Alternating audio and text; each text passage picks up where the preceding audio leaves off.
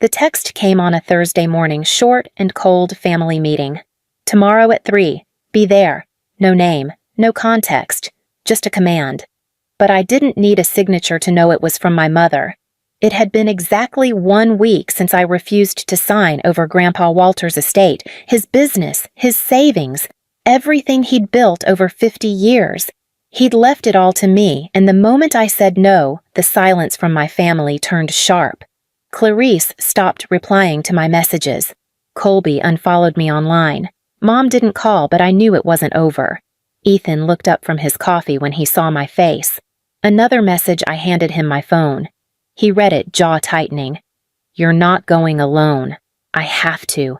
You don't owe them this. No, I said. But I owe him. The next day, I pulled into the driveway of the house I grew up in. Everything looked normal. The lawn trimmed the porch clean, but something about it felt wrong. Too quiet. Too prepared. My mother opened the door before I knocked her lipstick too bright for the hour. Malin, she said, stepping aside. We've been waiting. Inside, everyone was already seated.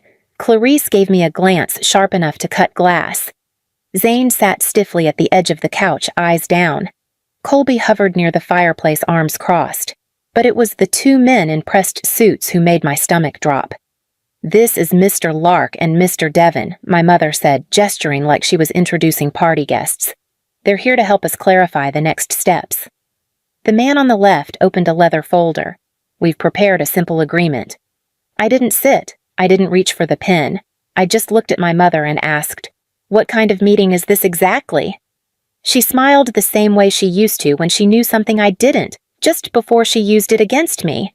Before anyone wanted the money, they wanted the man who built it. Or, at least, the image of him. To them, Grandpa Walter was a symbol of obligation, of expected reward. To me, he was something else entirely. I was 8, the first time he let me sit behind the counter at his flagship store, watching him count change and shake hands like every customer was family. At 10, I was labeling boxes. At 13, I was reviewing inventory sheets while other kids were at soccer practice. He never said I had to, he just left the papers near me like he already knew I'd be curious enough to care. At home, it was chaos under crystal chandeliers. Patrice rotated credit cards the way people rotated throw pillows. Colby pretended not to notice so long as there was steak in the fridge and a bottle on the bar. Rachel, back then still Clarice, learned to perform concern when it got her what she wanted. I was the quiet one, the boring one, the one who didn't ask for much. Grandpa used to say money doesn't change people.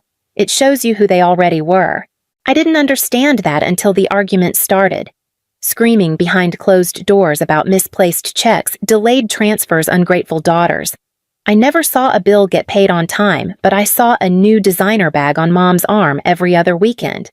The year we were supposedly behind on the mortgage, she threw herself a birthday party with a string quartet and catered sushi. Grandpa showed up late, sat in the back, and left early. I noticed. So did she. When it came time for college, he offered to pay my tuition. But somehow, the money vanished into something urgent. Medical bills, she said. Renovations. A crisis with Rachel. I took out loans. He slipped me envelopes with small notes. Don't tell your mother. Use this for books. By the time he got sick, I had a job in finance and a growing understanding that no amount of loyalty would ever make them see me as anything but an outsider. Still, I stayed close. I listened when he vented. I helped him organize his files.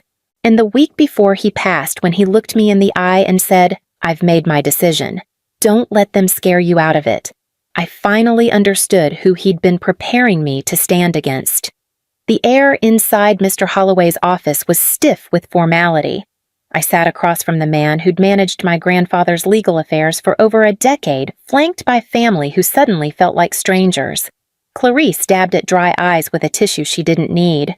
Patrice wore sunglasses indoors. Zane sat quietly at the edge of the leather sofa, his shoulders tight. Mr. Holloway began with the usual formalities: donations to Grandpa's church, a small bequest to his housekeeper, an antique rifle to his childhood best friend. Clarice received a watch, Patrice a few paintings. Then came the part none of us were ready for. To my granddaughter, Malin Carter. He read I leave the remainder of my estate, including all business holdings, investment accounts, real property, and personal effects not otherwise designated. Clarice's gasp was instant. Patrice stiffened, then leaned forward. "Excuse me." "It's correct," Holloway replied. "Mr. Matthews made these changes 8 months before his passing. He was of sound mind, and it was properly witnessed." "You manipulated him," Clarice snapped at me. "You spent time alone with him for this. I didn't ask for this," I said, but it didn't matter. Patrice stood slowly, sunglasses now in her hand. "We'll challenge it." Zane still hadn't said a word. Outside, as I reached my car, Patrice followed. "This doesn't have to be ugly," she said softly. "If you transfer it all to me, I'll make sure everyone gets what they deserve." I stared at her, stunned by how fast she'd switched from furious to gentle. "I need time," I said. She smiled, but it didn't reach her eyes. "Just remember, he was my father, not yours to keep." I turned the key in the ignition, trying to remember if she'd ever used the word please. It started with a voicemail from Colby. "You know this isn't what your grandfather would have wanted," he said, like he'd ever sat through a full dinner without checking his bank app. Then came a Facebook post from Clarice, vague enough to avoid legal trouble, pointed enough that people in our hometown knew exactly who she meant. Some people care more about power than family. Greed wears a nice blazer these days. I ignored it at first. Deleted messages, turned off comments, told myself it would pass. But it didn't. It escalated. Patrice's church friends started calling. One left me a voicemail quoting Proverbs. Another sent a group email about honoring one's parents with a thinly veiled note about daughters who forget where they come from. A coworker pulled me aside after lunch and said gently, "Your mom called the office." Again. My boss eventually told reception not to forward any more personal calls. I nodded in thanks, but my hands were still shaking when I went back to my desk. Clarice texted at 2 a.m. "One night, I hope you're proud. Zane won't even look Mom in the eye." 2 minutes later, another message, "You broke this family." I didn't respond. Then Zane showed up at my apartment. He looked smaller than I remembered. Not physically, he was taller than me now, but folded into himself like someone bracing for fallout. I opened the door and stepped aside without saying a word. He sat on the couch, elbows on knees. "I don't want the money," he said quietly. I just wanted to say that. I nodded. "I know." He looked around like the silence made him nervous. "Mom's not okay. Like she's spiraling. Clarice is fanning it. Colby's pouring drinks by 3 p.m. You should know. She's planning something. I don't know what, but she won't let this go." I swallowed the weight sitting in my chest. "Thanks for telling me." He stood halfway to the door. "I didn't say anything to them about coming here." "Smart." He turned back. "Are you okay?" I didn't answer. Not because I didn't want to, but because I wasn't sure how to explain the kind of tired that follows you even into your dreams. After he left, I sat in the dark, unread messages, still lighting up my phone. I didn't open them. I just stared at the screen and for the first time wondered if silence was starting to cost me more than speaking ever would. The call came just after midnight. I almost didn't answer when I saw Craig's name, but curiosity got the better of me. His voice slurred before he even said hello. "You think you're better than us." He muttered background noise of a television too loud behind him. "Little Miss MBA with her inheritance. Craig, it's late." "You think we didn't see this coming?" He cut in. "You think we didn't have plans?" My throat tightened. "What plans?" He laughed, sharp and bitter. "The Naples house for starters. Deposit's been down since April. Colby's been dreaming about that beach view for years." "April?" I asked, stunned. "Grandpa didn't even die until June." Exactly, he snapped like I was the slow one. The man was on borrowed time. "We just got a little ahead of the curve." I didn't speak. I couldn't. My hands were cold. "You're not family anymore," he added, voice hardening. "You're a barrier, and barriers get handled." He hung up. I didn't cry at first. I sat on the couch holding the phone like it might start talking again. Then, something inside me cracked open and the sobs came in waves, deep, guttural, humiliating. That's how Ethan found me. He used his spare key when I didn't respond to a single text. No questions, no judgment. He just wrapped a blanket around me and sat there letting me fall apart. "You can't keep absorbing this alone," he said when I finally calmed down. "You need someone in your corner who knows what they're doing." The next day, he introduced me to Samantha Reed, a sharp, composed attorney with a quiet voice and eyes that missed nothing. She asked me to walk through everything: the calls, the threats, the will, the voicemail from Craig. "If they're escalating," she said calmly, "we need to assume they'll try legal action. That means you need proof, anything that shows your grandfather's intentions were sound and deliberate." I nodded, still hollowed out. "I don't have anything besides the will." Samantha leaned forward. "Then we start there. But if there's even a chance he shared more documents, letters, conversations, we'll need it. Because this isn't just about defending what you inherited. It's about protecting what he trusted you to carry forward." I looked down at my hands, remembering a photo I hadn't thought about in years. Grandpa Walter standing with his arm around another man outside the original store, both laughing like they'd just solved something big.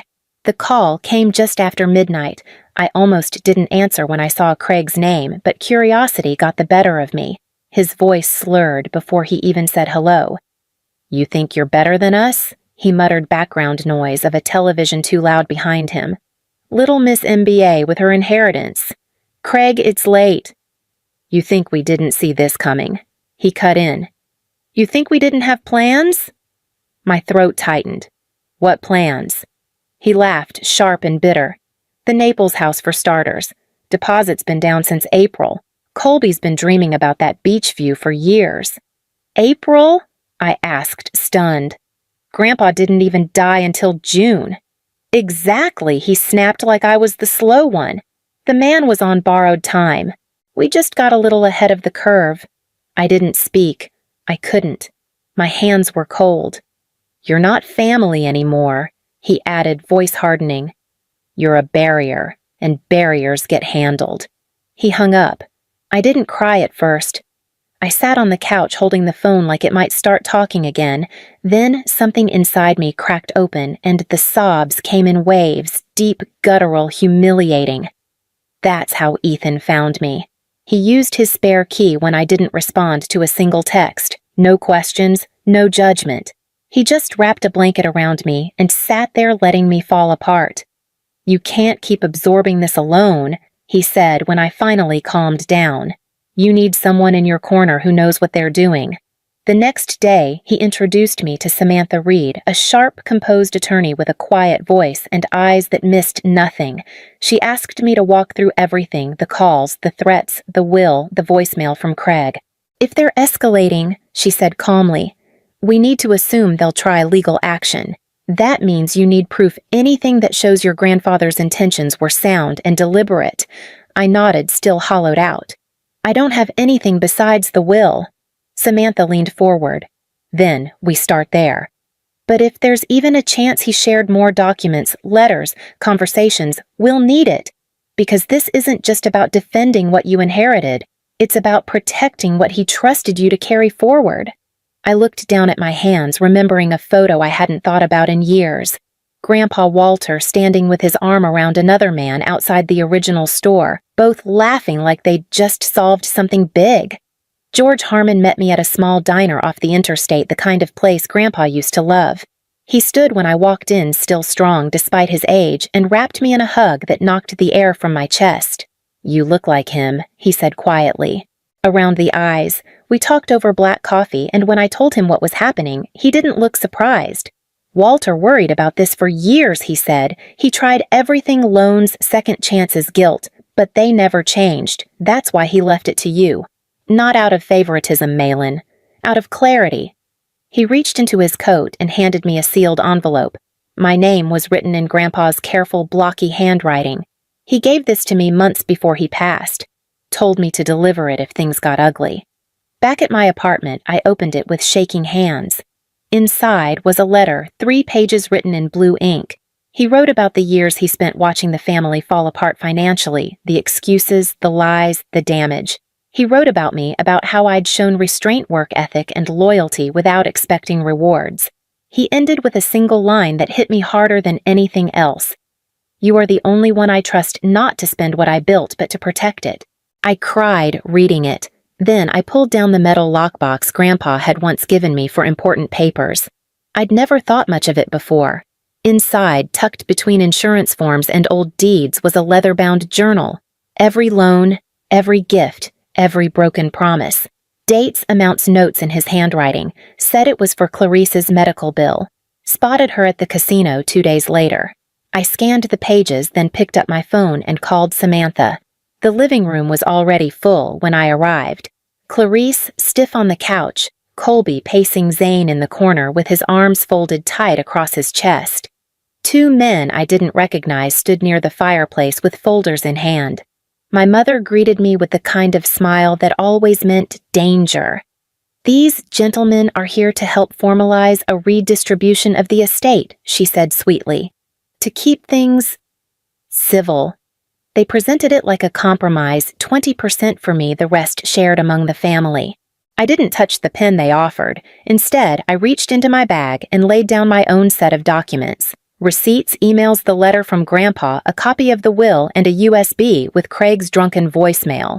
I read aloud from Grandpa's journal, quoting line after line he'd written with weary honesty. Patrice shifted in her seat. Clarice flushed and looked away. "And this, I said last, is a recording of Craig admitting you were already spending the money before Grandpa passed, including a deposit on a house in Naples." Colby swore under his breath. The room turned still. Then Zane stood. "She's telling the truth," he said, voice steady. "I've seen Mom spiral. I've seen how she talks when she thinks no one's listening. I'm done pretending this is about fairness." Clarice started to protest, but Zane shook his head. "You've all lied for years. She's the only one who never took anything." I looked at him stunned. He nodded once like he meant it. My mother opened her mouth, but Samantha walked in from the hallway before she could speak. "I'm Ms. Carter's legal counsel," she said clearly, "and I advise everyone here to reconsider their next move carefully." I turned back to the table and pushed the unsigned papers across it. Zane moved in the following week with 1 duffel bag and a silence I didn't press. We didn't talk much the first few days, but he unloaded boxes at the hardware office without being asked and listened carefully during meetings with Grandpa's old managers. When I handed him a set of keys to the store, he just nodded and pocketed them like it was always meant to happen. We updated the business model, slowly kept the bones modernized the rest. I watched Zane light up as he learned the inventory system, quoting something Grandpa once said about knowing your bolts like your books. He didn't call it healing, but that's what it felt like. Rachel reached out a month later. Not for money, just coffee. She apologized, said she'd believed our mother's version of things too easily. I didn't forgive her outright, but I didn't shut her out either. Some bridges are worth repairing even if you walk across them slowly. With Samantha's help, I set up a foundation in Grandpa's name grants for young tradespeople with no safety net, the kind of thing he would have loved. For the first time since he died, the weight of the inheritance felt less like a burden and more like a blueprint. The message came late at night. Just 1 word, truce. I stared at it for a long time before replying. We met at a small cafe near the outskirts of town. She looked thinner, older, like the storm had finally slowed her down. Craig was gone. She mentioned it casually, like she was still learning how to say it out loud.